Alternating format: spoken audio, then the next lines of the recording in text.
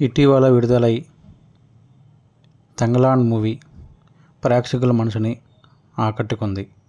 తంగలాన్ సినిమాలో దళిత స్త్రీలకు మొదటిసారి రవికలిచ్చినప్పుడు వారు వెలిబుచ్చే ఆనందం, సంబరం ప్రేక్షకులకు కన్నీరు తెప్పించింది. స్త్రీలపై పీడన చరిత్రలో అనేక విధాలైతే దళిత స్త్రీలకు పై వస్త్రం ధరించే హక్కు లేకుండా చేయడం మరో పీడన. రవికి ధరించాలంటే దళిత స్త్రీలు ములక్కారం పేరుతో సుంకం కట్టాల్సి వచ్చేది. దీనిని ఎదిరించడానికి తన రొమ్ముల్ని కోసుకుంది నాంజలి అనే స్త్రీ.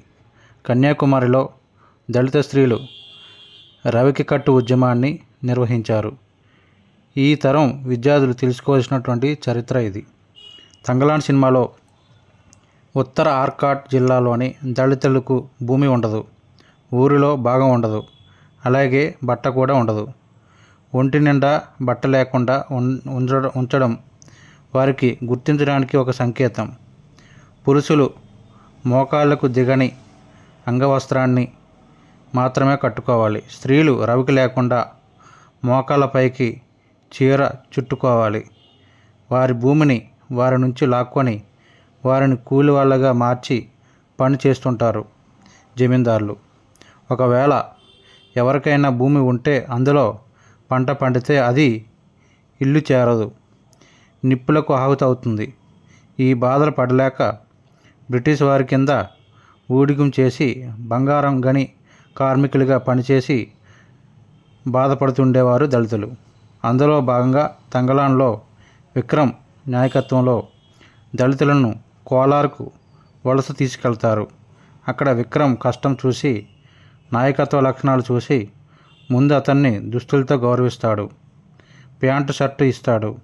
కూలి డబ్బు తీసుకొని గుర్రమెక్కి వచ్చిన విక్రమ్ తన వాడ మహిళల కోసం తెచ్చే ఒక కానుక రవికలు.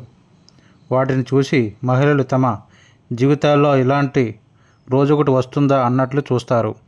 రవికి తొడుక్కునే స్వేచ్ఛను మొదటిసారి అనుభవిస్తూ పులకరించిపోతారు. ఒంటి నిండా బట్ట కట్టుకుంటే వచ్చే గౌరవాన్ని పొందుతారు. 1850 కాలం నాటి కథగా దీనిని దర్శకుడు పా. రంజిత్ చూపాడు. అయితే ఆ కాలం నాటి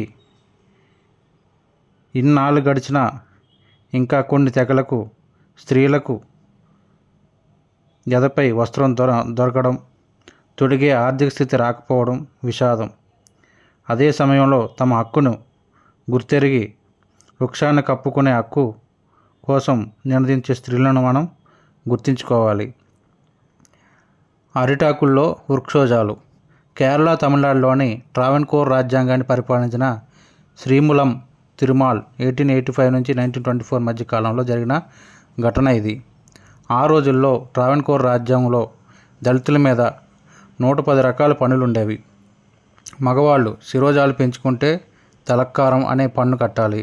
స్త్రీలు వృక్షజాలు కప్పుకుంటే ములక్కారం అనే పన్ను కట్టాలి. అసలే పేదరికంలో ఉన్న దళితులు ఆ పన్నును కట్టలేక బాధలు అనిపించేవారు. నాంజలి అనే మహిళ తన ఇంటి ముందుకు వచ్చిన పన్ను వసూలు వ్యక్తికి, అలాగే రాజుకు జీవితకాలం పాఠం నేర్పాలనుకుంది. అరిటాకుల్లో బియ్యం పెట్టి కట్టాల్సిన పన్నుకు బదులు పదునైన కొడవలతో కోసుకున్న తన వృక్షోజాలను పెట్టి ఇచ్చింది. అరిటాకుల్లో కోసిన వృక్షజాలు కేరళలో పెనుకంపనం కలిగించాయి. ఈ విధంగా ప్రాణత్యాగం చేసిన నాంజలి వల్ల వెంటనే రాజు వృక్షజాల పన్నును తొలగించాడు. తొలగించింది పన్నే తప్ప దళిత స్త్రీలకు, నాడార్ స్త్రీలకు రవిక తొడుక్కునే హక్కు ఇవ్వలేదు. దానికోసం పోరాటం సాగిస్తే ముడి వేసుకునే రవికలు ధరించుకునే అనుమతి లభించింది. ఆ తర్వాత చాలా కాలానికి అందరూ రవికలు ధరించారు. 1990 వరకు కూడా తమిళనాడు, కేరళలో దళితులు, వృద్ధ మహిళలు రవికను ధరించేవారు కాదు. వారికి ఆ అలవాటు మెదడులోనే నిక్షిప్తమైపోవడమే ఈ కారణం. రవిక ఉద్యమం. కన్యాకుమారి జిల్లాలోని దళిత స్త్రీలు రవిక కట్టే ఉద్యమాన్ని భారీ ఎత్తున లేవదీశారు. దీనిని మారు మరక్కం సమరం అని పిలిచారు. దీనికే చెన్నార్ తిరుగుబాటు అని కూడా పేరు.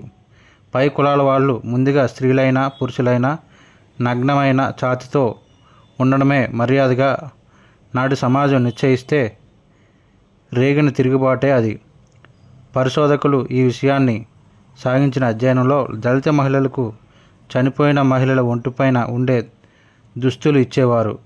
కాన్పు సమయంలోని దుస్తులు ఇచ్చేవారు. వాటినే